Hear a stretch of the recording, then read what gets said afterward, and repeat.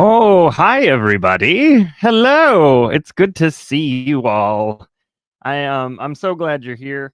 It is a wild. It's been a wild ride apparently, and so is my service as usual. You'd think I would have fixed that by now, but I haven't. With that being said, I am going to show you all a little something something something. And let's see if I can do this correctly. Ah, yes. No, you can't see that. You can't see that either. That's not helpful at all. Hold on 1 second. I'm glad you all are here. Welcome to True Crime and Wine Time, where we drink a little bit of wine and we talk true crime. Sometimes it's a little bit of both. And also sometimes it's just all one and not the other. You never know. You never know. I want to let everybody know. You guys, most of you all know kind of a little bit of what happened regarding Stella and all that stuff. Well, we went a good amount of time to wait, but we decided now was the time. And I kind of mentioned this on Twitter and stuff. So if you've seen it, sorry. But let me share the screen. Hey, look, if you notice, obviously Stella's in the middle there, but our new puppers, his name is Casper, and he is just lovely. He has definitely not been in a household. He's probably between 1 and 2. He's a fantastic puppers. He is adorable. And he's like 25 pounds, but boy, does he give Elton a run for his money. So he's lovely. I'm hoping eventually he becomes a little bit more of an office dog or a studio dog. As much as I love Elton, but Elton doesn't like to lay down. So I'm hoping that he eventually chills out and takes care of all of that. So yeah, I'm very, very, very excited about that. He's a lovely, lovely doggo. All of them are obviously Stella. Come on now. Mona's just old. Casper and Elton have been playing with each other, wearing each other out. It's been great. I love it. Absolutely love it.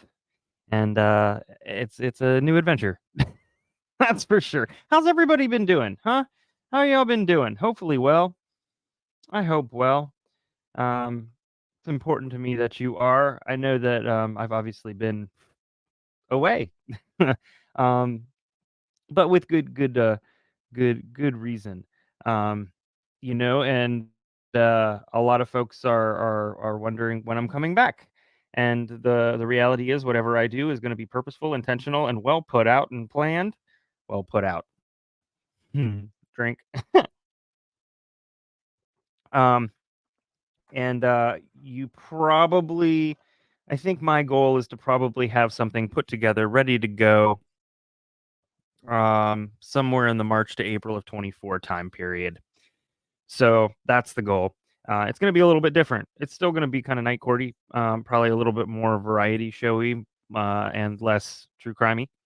But hey, that's I think there's a need for that. I think a lot of us ingest a lot of true crime all day, and I think it's time for something different. What am I drinking? It is a lovely, lovely boxed wine. I'm still drinking it. In reality, I'd be done with it, but obviously, less streaming means less being up here making poor choices and decisions. Obviously, I think I already said this, but I finally got the background pretty much done, which is nice. It's not very professional, but it's where we are. And I don't use it as often. So I really want to get to using it. Hello, Terry. Yeah, speaking, I'm not forgetting. Speaking of, tonight's gonna be just a little bit different. Terry was not feeling very well, and she called me. And at the risk of being digitally slapped, she did not sound like she was feeling very well either. And so, just like uh, she has done for me multiple times, I said, don't, just don't. And so tonight's going to be a little bit different in the idea of there is going to be a case. I am going to talk about my tech crime case.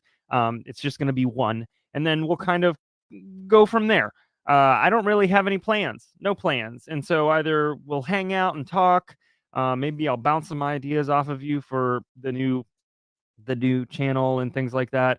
Um, Terry and I are talking about doing something for that together. Um, and I love her to death, so I'm very excited about the possibility there. So there's a lot happening, a lot going on, while also not at the same time. So, but yeah, so tonight we're hitting on tech crimes, and I don't know about you guys, but boy, oh boy, they're concerning. um, I can't wait to hear Terry's. Um, Terry's is gonna be fantastic, and I'm really excited. I'm really excited to hear it. It's a lot about Silk Road, and Dread Pirate Roberts, and that is not a Pirates of the Caribbean reference. He is, yeah, it's just a ridiculous story. I, on the other hand, chose something that can only be described as sexual innuendo, which was the Morris worm. Because of course I did. Why not? And it is one of the very first, one of the first worms, viruses, whatever you want to call it. We'll get into it. That was uploaded to a network. And I'll tell you what, reading through the appeal document where they made a decision on this fella was hysterical, especially since it was written in like 1990. Yeah. So there, I put in here a description. They describe what a network is, and hysterical. Yep. Please. Go to sleep. Go to sleep. Go to sleep. Tomorrow's a new day. Please feel better, Terry. We're thinking about you. Everybody sending good vibes and good thoughts to Terry. Hola. Hello. Hello, Kelly P. My source of good ideas for Night Court. Hi, Annie. Slicks. Get yourself some slicks. No, seriously, do it. I don't get to advertise as much as I used to, but please do. Please do. Hello, Patches. Hello. Oh, it's so good seeing y'all. Captain, Angie. Hello. Miss Linda. Hello. Hello, C. Morellas and Erica. I'm trying to see if I missed anybody else. If I did, I'm sorry. I'm going to scroll back down. I don't like to get too far behind. Yes, good vibes. Good vibes. It's gonna be a good time. All right, so let's do this. I'm going to stop my screen share because I think that it's taking up bandwidth. I'm sorry that I am blurry of all kinds of things. Oh, yes, please hit the like. Oh, Hold on. I gotta reshare screen. If I don't hit this, I'm gonna be really sad. So just give me 1 second here. Because I haven't hit this button in so long. It just needs to happen. I'm just gonna hit all of them. Hello, Poppy. You're tearing me apart, Lisa! I needed that. It's amazing how much sound effects can help out. All right, so let's go ahead and talk about this case. Tech crimes are fascinating to me. It's amazing how low people can go when new things show up, which is, you know, what happens every single day.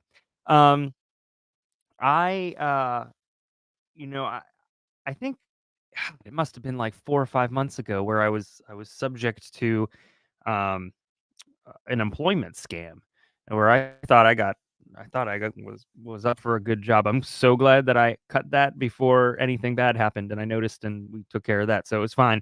But you know, these people are slick. They're slick, and as I've said before, not as slick as Slick's Barbecue, but slick. Um, this episode is brought to you by Slick's BBQ. Go get yourself some.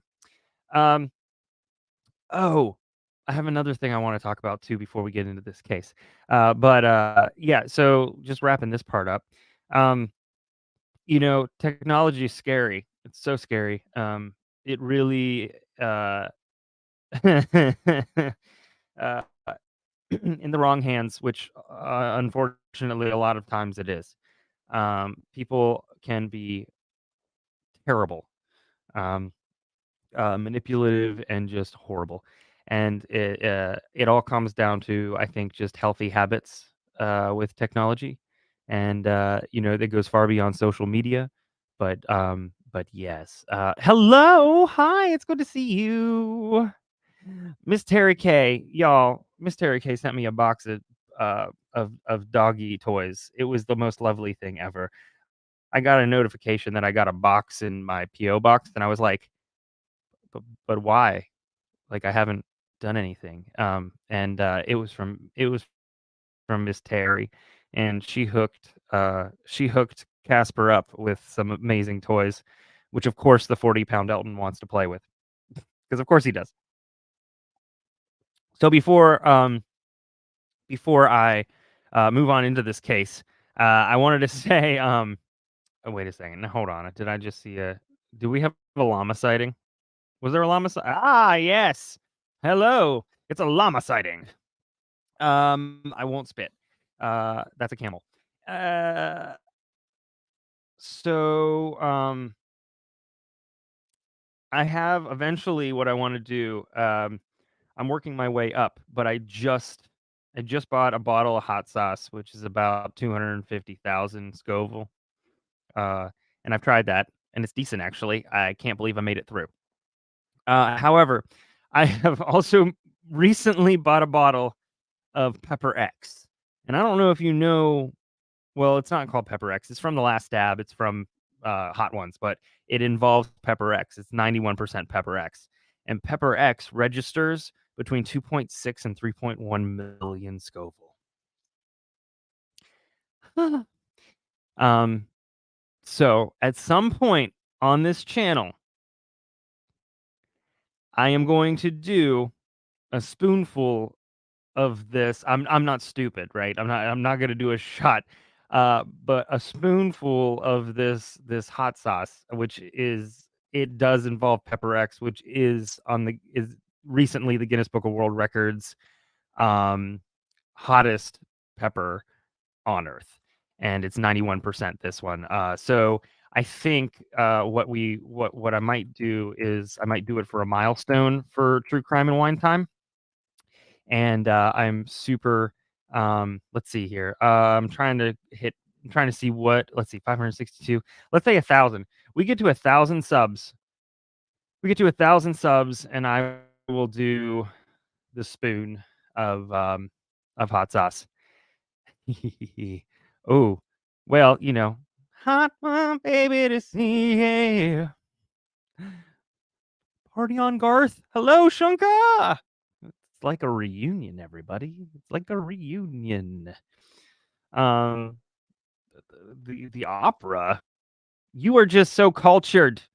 Anyways, 1,000 subs. So share our channel, push it out there. The quicker that we get to that 1,000 subs, I'm not even talking members. Obviously, we're not there, but 1,000 subs, I will do that spoonful on air live, and I will not touch it. I won't even open it before then, so I will have no idea, other than I've watched it make grown men cry.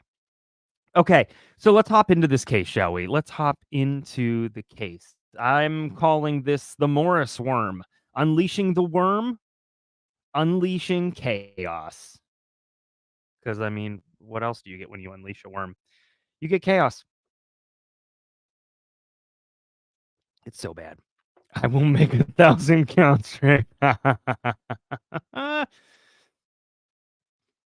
Yeah, I love hot sauce. I shouldn't love hot sauce, but I absolutely love hot sauce. And the 250,000 Scoville, it's like between 250 and 500. I thought I was gonna die. Um, and I mean, it's hot, but it goes away pretty quickly, and it's actually tasty. Like, these things that are tasty, solid. I'm good with. It's worth it. And I've heard that this one's kind of earthy, but reasonable. So I'm excited to try it. Scared a little bit, but excited. Anyways, unleashing the worm and unleashing chaos. So the Morris worm, created by Robert Tappan Morris Jr. in 1988, represents a significant milestone in the history of computer security and the early internet. The comprehensive report, well, this script, we're going to talk about like the Morris worm, its origins, what it did, who Robert Tappan Morris Jr. was, and we're going to talk about some of the lessons that cybersecurity learned from it. So Robert Tappan Morris was okay. So I remember I sent a text to Terry and I was like, "This is really flipping weird," because one, this fellow was born on my birthday, and two, in 1988, on November 2nd, this worm was released. So it's really weird. So he's born on my birthday. The worm was released on this day in 1988. It's wild that I ended up doing this one today. So he's born November 8th, 1965, to Robert Morris and Ann Farlow Morris. His father was a computer scientist at Bell Labs, and who helped to design Multics. So I'm going to be throwing out computer software programs, things like that.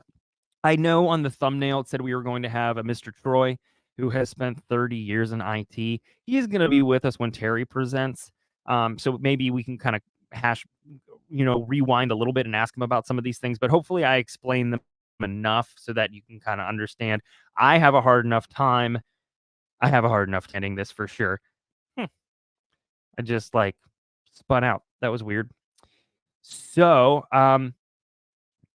his father helped to design Multics, which has basically influenced all modern operating systems since, from microcomputers to mainframes. And he also helped to design Unix. And the Unix system had a significant impact on other operating systems, and it achieved its reputation by interactivity. It provided the software at a nominal fee for educational use by running on inexpensive hardware, and it was easy to adapt and move to different machines. And his dad later became the chief scientist at the National Computer Security Center, which was a division of the NSA. No, today is not my birthday. No. I'm saying he was born on my birthday, which was November 8th, and he released the worm. It's not that kind of show. Released the worm today in 1988. Ta-da! Hello! So he grew up, Robert grew up in the Millington section of Long Hill Township, New Jersey.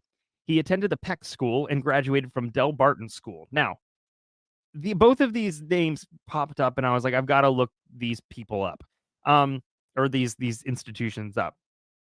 And specifically, Del Barton is a private all-male Catholic college prep school. And the cost today per year for which this is inclusive of everything books and transportation, but the cost today per year is $45,250. What? So wow, that's a lot. Anyway, so but his dad did develop some of this stuff, so I'm guessing, and it was, I mean, early. It was a long time ago, or a little while ago.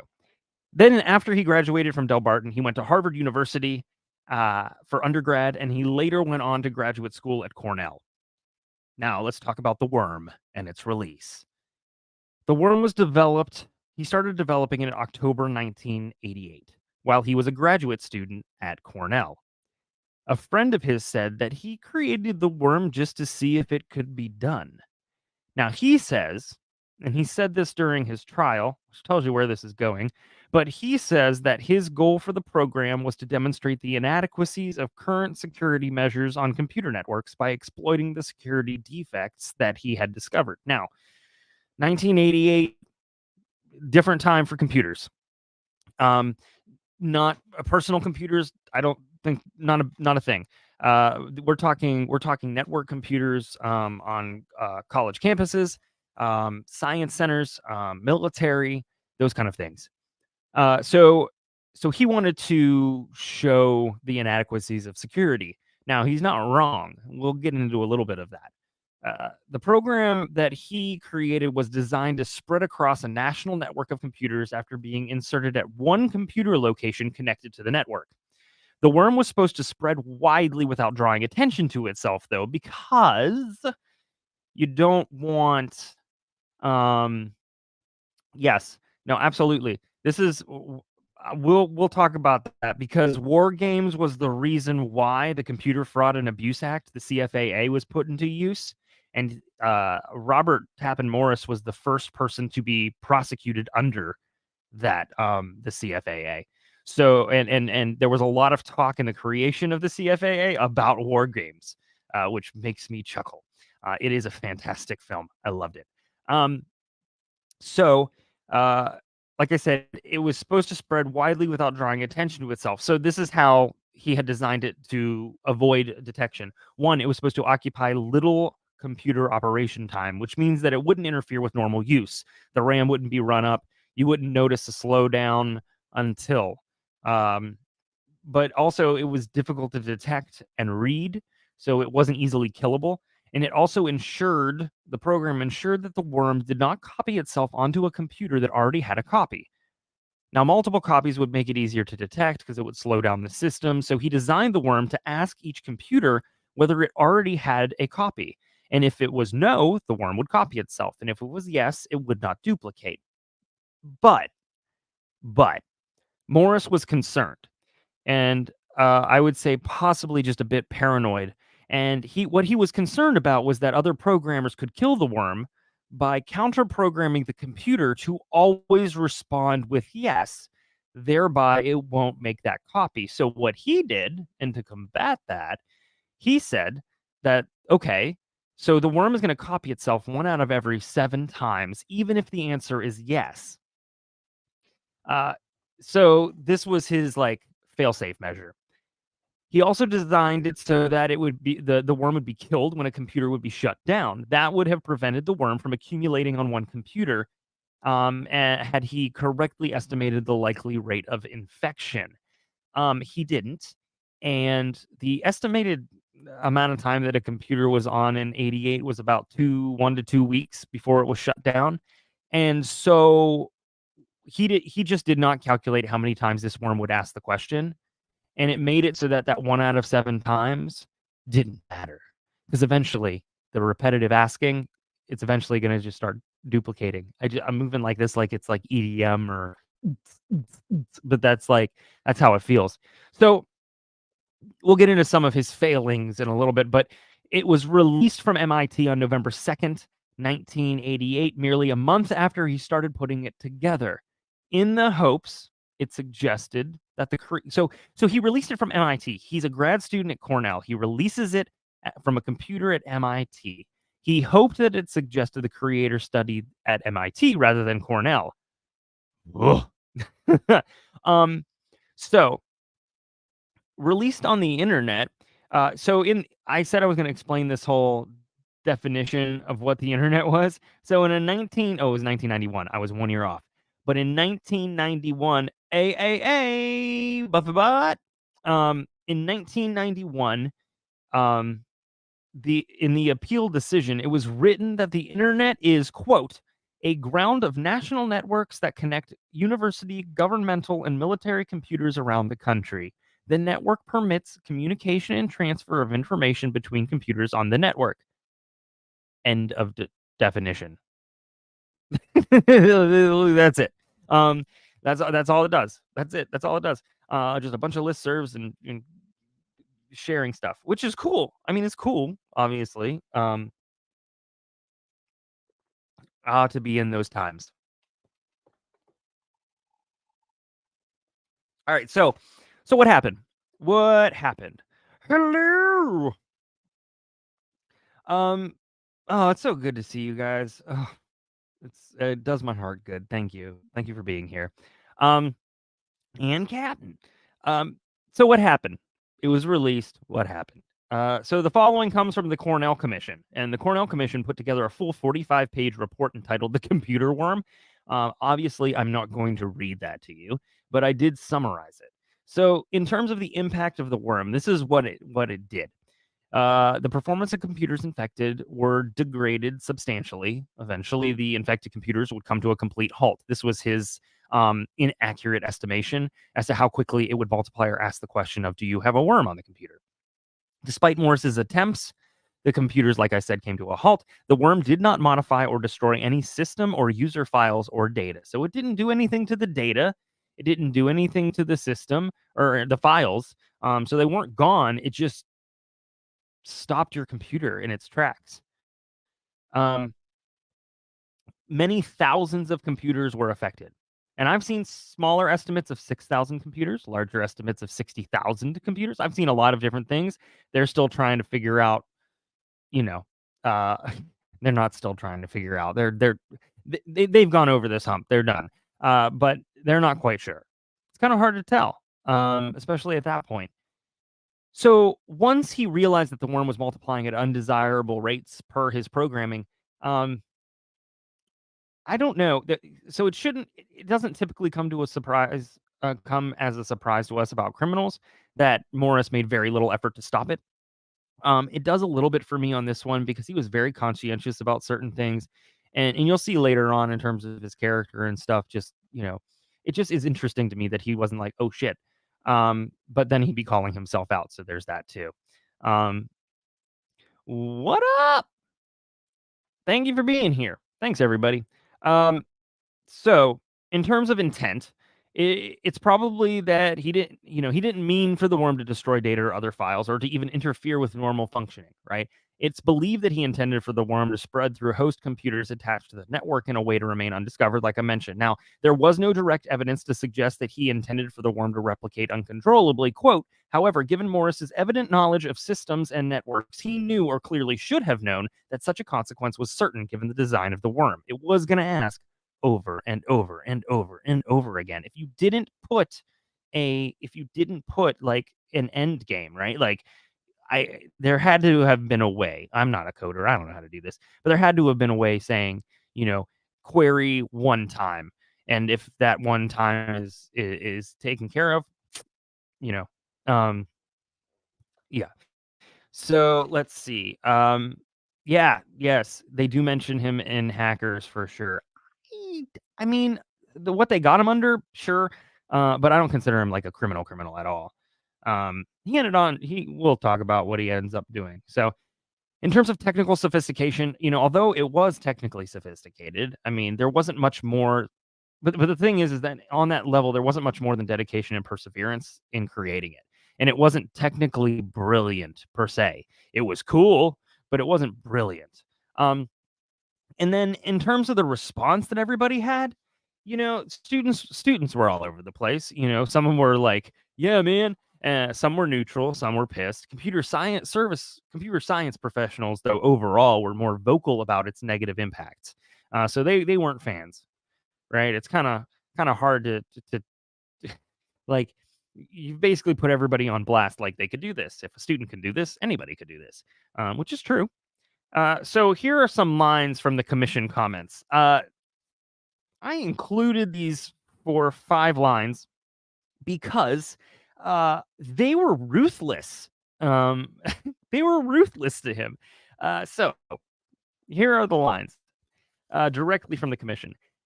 They have little, if any, redeeming technical, social, or other value.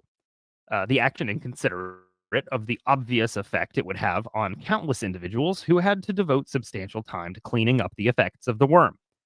It is no act of genius or heroism to exploit such weaknesses in Unix. Um, Talking about that, it was very well known that Unix had holes in it. Um, so it wasn't, that's what they mean. It didn't take a genius to figure that out. Then they say this was not a simple act of trespass. This was not a simple act of trespassing analogous to wandering through someone's unlocked house without permission, but with no intent to cause damage. A more apt analogy would be the driving of a golf cart on a rainy day through most houses in a neighborhood. The driver may have navigated carefully and broken no china, but it should have been obvious to the driver that the mud on the tires would soil the carpets and that the owners would later have to clean up the mess. I think that's that's a solid that's a solid analogy. The commission suggests that media exaggerations, oh, surprise, of the value and technical sophistication of this kind of activity obscures the far more accomplished work of those students who complete their graduate studies without public fanfare, who make constructive contributions to computer science and the advancement of knowledge through their patiently constructed dissertations, and who subject their work to the close scrutiny and evaluation of their peers, and not to the interpretations of the popular press. Whoa. Like, that is the nerd's mic drop, right there. I was I was 100% going to make a unique comment. And I had faith. I had faith in you all that you would pull that out, and you did. Thanks. Thanks, Buffy. Oh, I understand. I do indeed. All right. So who was impacted? The following's not all inclusive, but it tells you how connected folks were in 1988. More connected than I thought. It's not that I thought that we were like flipping smoke signals or whatever. That's what this community is for. I can't be mad. Baxter, I'm just impressed. Yes, this is the community that I love. Okay, so I didn't think we were throwing smoke signals. But also this is very connected in terms of how fast this happened. So tests were discovered to have happened. This is tests of the worm. They were discovered to have happened October 19th, 1988, and continued through October 28th, where there was an increased level of testing as time went on. He went back to the drawing board, he fixed it, and then he released it November 2nd, 1988, at or around 5:01 p.m., about 5:02 p.m. A second Cornell machine, 2 minutes later, was infected. Stanford computers, 4 hours later, so this is Stanford, from Cornell to Stanford, they were infected at 9 p.m., and it got to most of the computer campus machines. Now, at that time, they had around 2,500 campus machines. Sounds like a lot, not nearly, not compared to today. So that was Stanford. A private workstation at MIT, Project Athena, was infected at 9:30. University of Maryland was hit at 10:54. University of California, Berkeley, so we've moved across the country, was hit at 11 p.m. On Thursday, November 3rd, at midnight, SRI International was hit. Lawrence Livermore National Laboratory was assembling a response team by 2 a.m. Around 3:34 a.m., Harvard was hit. And around 9 p.m. on November 3rd, the next day, they finally started attacking the virus. A lot happened in between those times that I've mentioned. Multiple brilliant people looking into this and trying to figure out where it was. By that time, they had started writing a program to decode the strings of the worm. It flew. And if it flew, yeah, right? Lawrence, who has that name? I'm kidding. It's a joke. I love the name Lawrence. Okay. That's not possible. That's not a thing. If that's the case, I look 10 years older. Uh, in yes, in all the wrong ways. So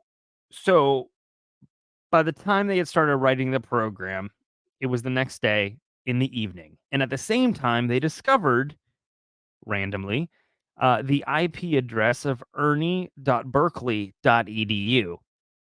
And that was 128.32.137.13 in the program. That's an IP address.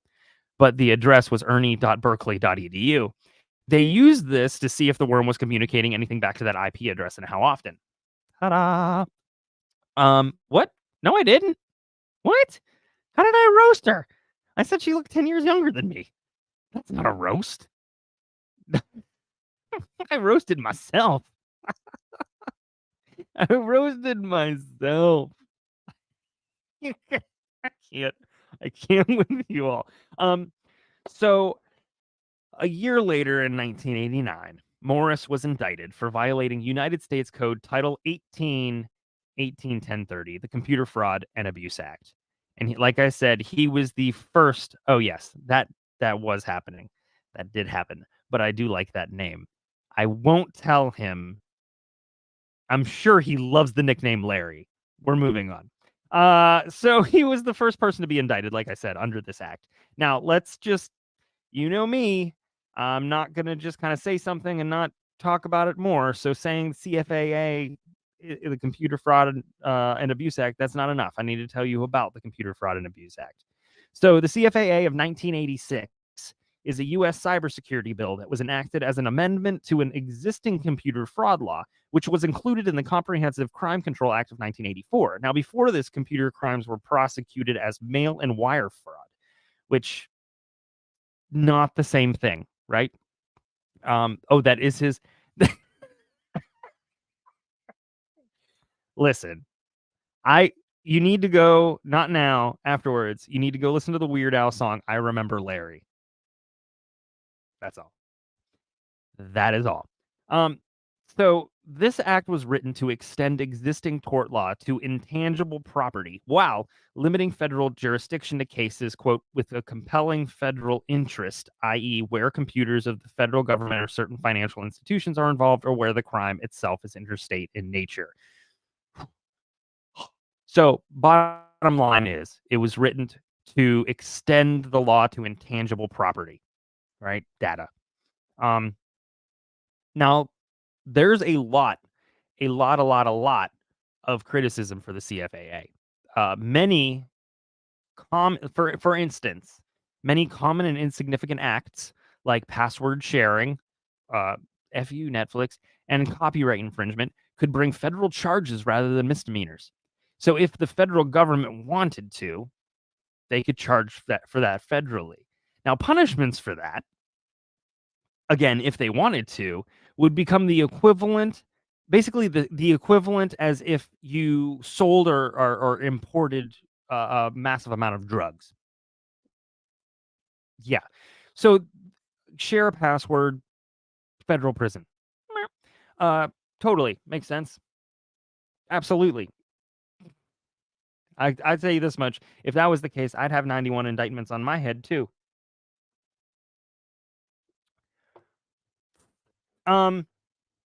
So the CFAA was amended, which I think that it should be. I think any law, it needs to be amended as time goes on. I love you. Love you. Good night, pulpit.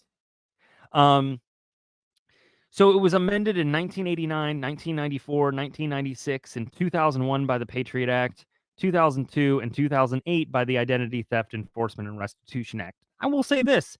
I'm actually quite impressed. There are laws out there that are insanely old. There's a law in Newport News, Virginia, that prevented the campus that I was at from having sorority houses because any more than 5 women living in one house was considered a brothel. And it took them until like 2012 or 13 to stop that law. Obviously, they didn't prosecute on it, but let's be honest here. So I'm quite impressed at the fact that although technology developed real fast, this is impressive that no, it wasn't Norfolk State, CNU, Christopher Newport. But I mean, I would imagine that might apply there too. Um, so I'm impressed. I'm impressed that this was amended. Now, I'm not telling you whether it was amended correctly or incorrectly or appropriately, but it was amended. So in 2008, we'll talk about the 2008 since that's the most recent one. The amendment changed the following. Jurisdiction was expanded for cases involving theft of information from computers. It eliminated the requirement that the defendant's action must result in a loss exceeding $5,000 and created a felony offense where the damage affects 10 or more computers. Initially, this law or this act was $1,000, but we're at $5,000 now. It expanded to criminalize not only explicit threats to cause damage to a computer, but threats to steal data on a victim's computer, publicly disclose stolen data, or not repair damage the offender already caused to the computer. So again, this is stealing people's data, selling it. This falls under it now. Also created a criminal offense for conspiring to commit a computer hacking offense. It broadened the definition of a protected computer, and it provided a mechanism for civil and criminal forfeiture of property used in or derived from the violations. Now, let's go back to Morris's indictment. He was found to have violated 1030A5A, which, this is what it says. It covers anyone, it covers anything, no matter how it covers anyone who intentionally accesses a federal interest computer without authorization and by means of one or more instances of such conduct alters, damages, or destroys information in any such federal interest computer or prevents authorized use of any such computer or information and thereby causes loss to one or more others of a value aggregating $1,000 or more during any 1 year period. So, by that definition, his worm, him intentionally accessed federal interest computers, and it did alter, damage, and in some cases destroyed those federal interest computers. And so that in and of itself does indeed, he falls under that for sure. That being said, on the grand scheme of things, a lot was learned. But before we get there, in December of 1990, he was sentenced to 3 years of probation.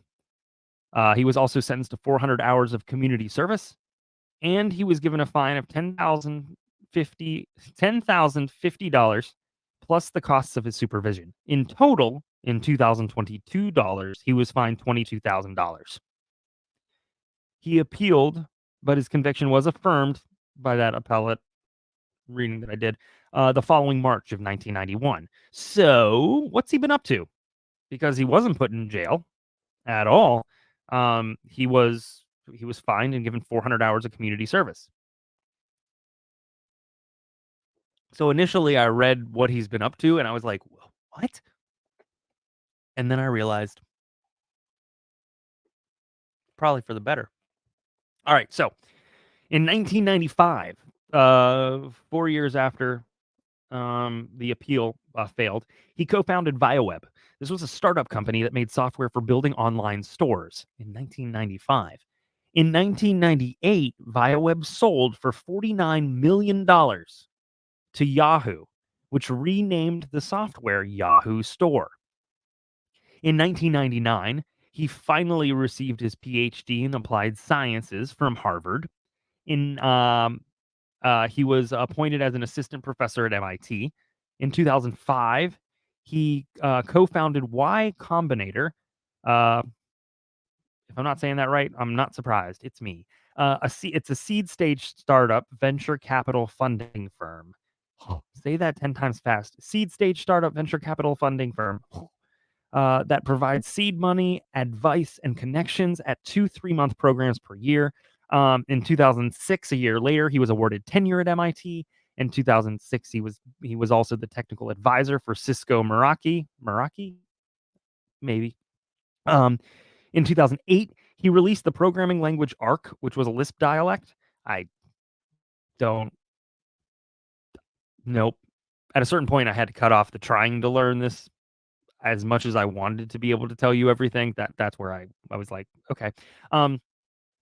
And then in 2010, he was awarded the 2010 Special Interest Group in Operating Systems Mark Weiser Award. In 2015, he was elected a Fellow of Association. He was elected a Fellow in the Association for Computer Machinery for, quote, contributions to computer networking, distributed systems, and operating systems.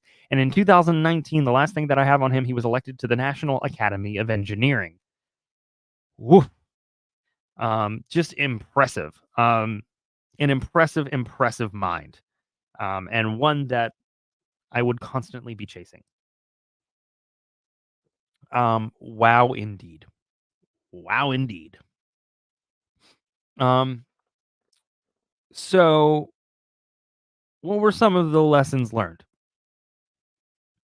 Again, this comes from a report written by MIT. Here's what was learned from that instance, that worm. Connectivity was important. So this is what's fascinating to me, is that usually if you have an issue, right, you have a worm, you have something attacking your computers, your first thought is to what?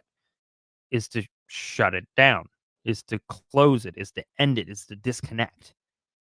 But what they learned was that due to the nature of what the network was at the time, connectivity was important. Sites that disconnected from the network at the first sign of trouble hurt themselves and ended up hurting the community too. They couldn't report what they found because they disconnected, but they also couldn't discover what other people were reporting either. So they couldn't make a determination on where it was and how to end it. The next thing was the, quote, old boy network. The phrasing from that report, I didn't like it, but here we are. The old boy network worked. Here's what they mean by that. People called and sent emails to the people they knew and trusted, and much good came out of that. So networking, that's what they mean. Networking worked. Late night authentication is a problem. So if you have an issue, who's the person that you contact, right? Who do you contact? If there's an issue and you need to call a manager of a network at 3 a.m., who is that? Nobody knew. Speakerphone. This was my favorite one. Here's a lesson that was learned. Speakerphones and conference calling were useful in this situation. Also, how groups formed and who led them is a fascinating topic for future study. Misinformation and illusions ran rampant in media. Tools were not as important as one would have expected. Most of the decoding work was done manually with no more tools than a disassembler and an architecture manual. They determined that more sophisticated tools have to be developed in order to figure this out quicker and make decisions and solutions sooner. And so the way that they found this worm was by combing through code to find it. And they did that manually, which is just wild. Source availability was important. All the sites that responded quickly, made progress in truly understanding the virus, had Unix source code, so they were able to compare and contrast the original to the new one. And then the academic sites performed the best in terms of eliminating or discovering the code. The government and commercial sites lagged behind. Makes you feel real good about 1988. And then finally, managing the press was critical. They learned not to get distracted by the press and to maintain an appropriate level of productivity. The press, however, did make it difficult for sites like UC Berkeley to get work done. They were intrusive. I mean, they were taking pictures of them at work, at the computers. At some points, they had to like fake the fact that they were doing something at their computers, so at least people knew that what they were doing. Yeah, woof. So, I mean, overall, the Morris worm is a cornerstone of computer security history, and it offers a huge and powerful lesson about the potential consequences of experiments gone awry in the digital realm. and its impact continues. It still endures. It reminds us of the importance of responsible hacking, the imperative of cybersecurity preparedness, and the ongoing battle against ever-evolving threats on the internet. Just when you think you're in step with the hackers, they like turn on the jets and take like another mile, and they get a mile ahead. Additionally, the life and actions of Robert Tappan Morris continue to shape the legacy of this incident, reinforcing the importance of responsible exploration and protection. The legal significance of the Computer Fraud and Abuse Act, established in the aftermath of the Morris worm, serves as a reminder of the consequences of cyber crimes and the importance of a robust legal framework for addressing them. You can't identify every law that could be broken. And I think that's the danger. That's the trouble and difficulty with designing a law, is that you cannot pinpoint every single thing that could be like go wrong and then create pieces of the law for it. But at the same time, you also cannot create an overarching and broad law that could be applied to anything and abused, right? So you have to find that balance. And so this just talks about, the importance. Since then, a lot of things have been locked up and tightened up. But they still figure things out. Again, once a new operating system comes out, the code's digested and they find the flaws. I mean, just from if you have an Android or an iPhone, they release, for instance, iOS 17. I'm in the beta crew because, of course, I am. But iOS 17, the beta came out, and about a day or two later, iOS 17.1 came out because they already identified issues. Now, doesn't make me feel great, but also I'm glad they're doing it and finding things quickly. So that's my tech crime, the Morris worm, which sounds like, a dirty movie. But I promise, it's all digital. That didn't make that sound any better, actually. Oops. Whoops.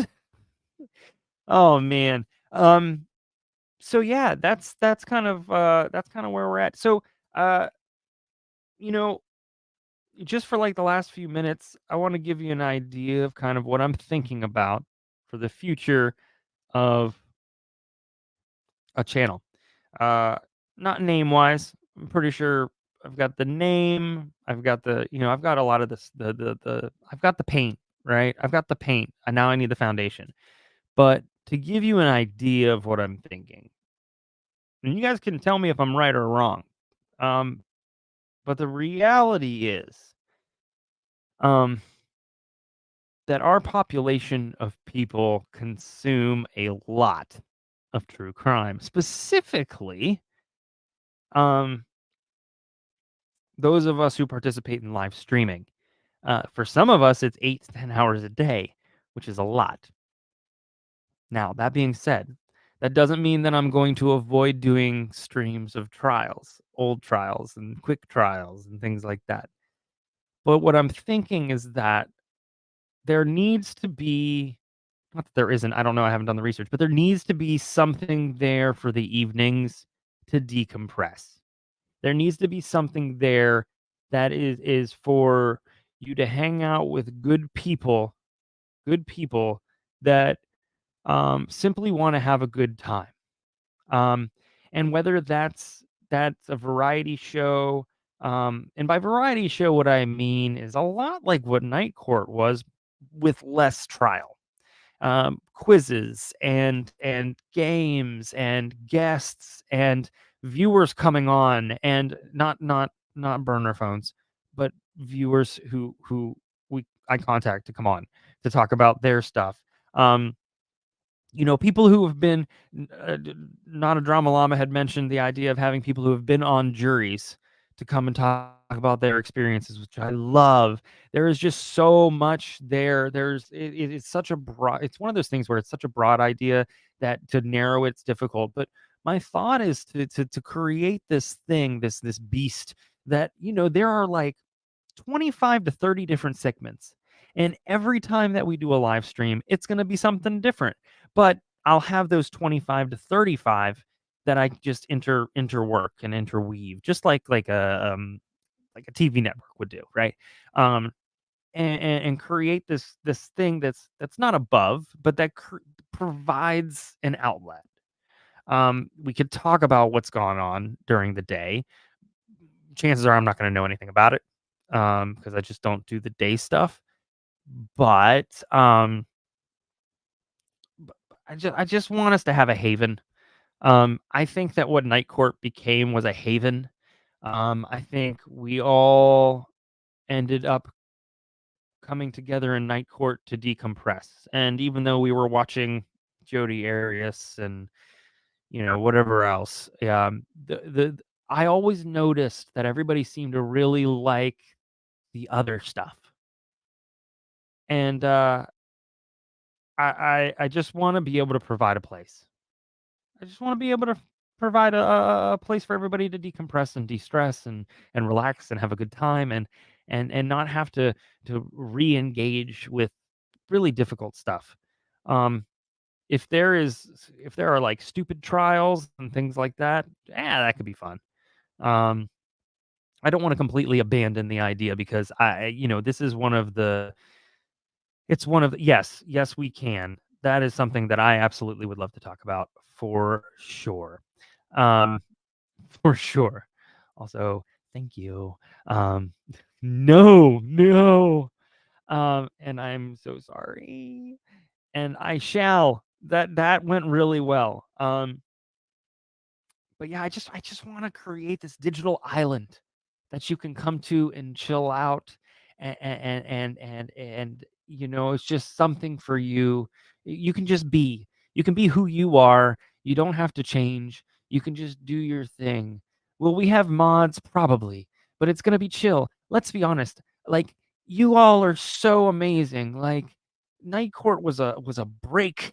Yes, the mods were there. But overall, for the most part, other than a few, I mean, I always wanted Night Court to be like, although they were on duty, it was a break. And so it was just something that, I don't know. I'm passionate about this. I just think that, we need a reset at the end of the day. You don't need to be digging more into darkness. I know I certainly don't. And after a while, it weighs on you. So, are you kidding me? For real? Shaka, can you send that to me? If you send it to me, I'll read it right now. Um, uh, I'll put my, I can put my email. Hold on. This is just the easiest one. Can you, can you send that to me if it's digital? That would be a good idea. Maybe we'll hold, but, yeah. So, well, oh, you only have the first part you wrote? Well, I mean, I'll take it though. I am highly interested. If that does happen, you'll need to see. Yeah, listen. Just because I put the wigs and some of the other stuff in a bin and it went to the attic doesn't mean it can't come back out. Um, so thank you. I'm glad you're here. Um, so yeah, that's just this is something that I'm toying around with. Now, if you have ideas, if you have thoughts, if you have opinions, you're more than welcome to email me. I put one of my emails in the chat just now. You also can email me at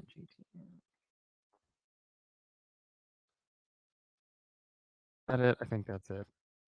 You can also email me at that one too. Um, and I'm really excited for what the future holds. Um, there's there, I foresee good things. I had mentioned in my video saying goodbye that I wanted to come back on my terms, on my schedule, and this is the way I'm doing it. And the reason why it's taking so long, the reason why I'm waiting until March or April is because I have a habit of when I pull myself away from something, I fill it with 10 other things. And I don't want to do that this time. One, it's not fair to my family because that's why, it's one of the reasons why. But oh, you just sent it to me? Sweet. Um, uh, but also I need to really take control of my time, and be honest with myself about what I can do on a daily basis. Um, Kelly, can you see the new puppy? He is, you know what? He is sleeping, and I'm gonna let him sleep. Cha cha cha cha. Here it is. Oh, here's the beginning. Okay, here we go. This is like old school. Hold on. This is like old school. All right, there we go. All right. October 7th. Dear Jody, I hope this letter still finds you where you belong.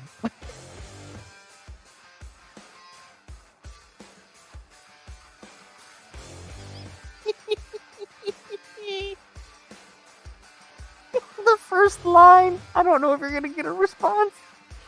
Oh, y'all, this is a dry read. I hope this letter still finds you where you belong. My friends and I have recently rewatched your trial. I found myself angry at the amount of victim blaming your defense applied to Travis. You made the choice to harm him and take his life due to your own selfishness.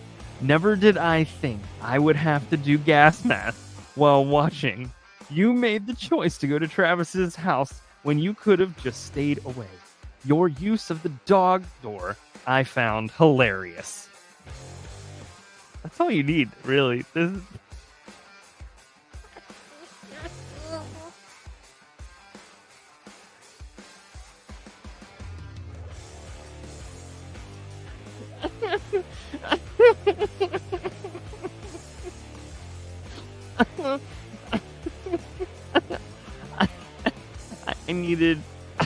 I needed that so badly today.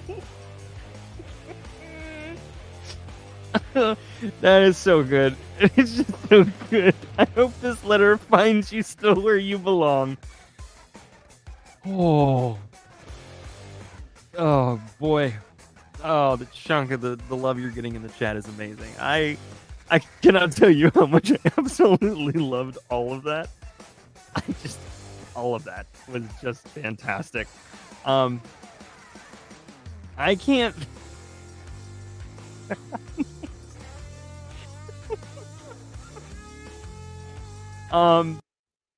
I think that's a good. I think that's a good spot to end on. To be honest with you, oh, that's a good idea. Oh, we get a panel together, and we do roasts of stupid criminals. We pick Jody, and we have 5 people on, and those 5 people take turns roasting, and one person's the roast master. I love this idea so much. You probably didn't mean it to be a bigger idea than it is, but I like this idea. This plays into my enjoyment. This is so good. Can somebody please write that down for me because I won't forget, and I don't have my pen here anymore. I really cleaned my desk up as much as I possibly could, of all things. So, don't let me forget it.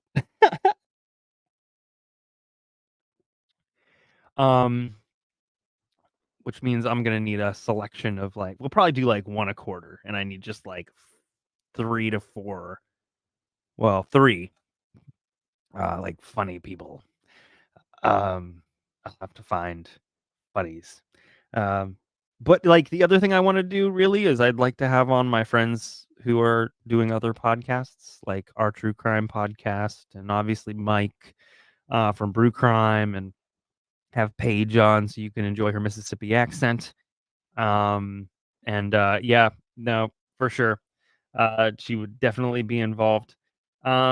She doesn't know it yet. She won't like it, but she won't have a choice. I'll go to I'll become Welsh. But I really just want to, I mentioned this before. I want it to be a platform for people again to be able to practice their art, to be able to push out their art. This episode is brought to you by Slick's Barbecue, and and I want participation. The quizzes are awesome versions of participation, but I want some like firsthand, and so that's really where I'm going with this. Again, this is something that I want so badly to provide. Not that I don't have to be that person, but I think it's needed, and if I can do it, then I'm going to do it. So, all right. Well, everybody, I really appreciate you hanging out with me tonight. Thanks for making it through the release of The Worm. If anybody fast forwarded to just now and heard that, they're very confused. But also go back and maybe it's what you think it is. So thank you again. Stay safe. Take care. Oh, it's been so long, y'all. Take care of yourself. Take care of your friends and family. Don't forget to smile. As Pantoufle says, don't let anybody dull your sparkle. And still, shine on. Shine on. Shine on, you crazy diamonds. I will see you guys next time. We will put out an announcement in terms of what's going to happen next and regarding recording and things like that. So stay tuned. Hop over to our True Crime Wine Time Facebook page group, Twitter, etc. I'm not on Twitter as often anymore. Cesspool. And just, you can find us in various places. So, and share us. Remember, 1,000 subs, and I'm hitting that 2.6 to 3.1 million Scoville spoonful of sauce.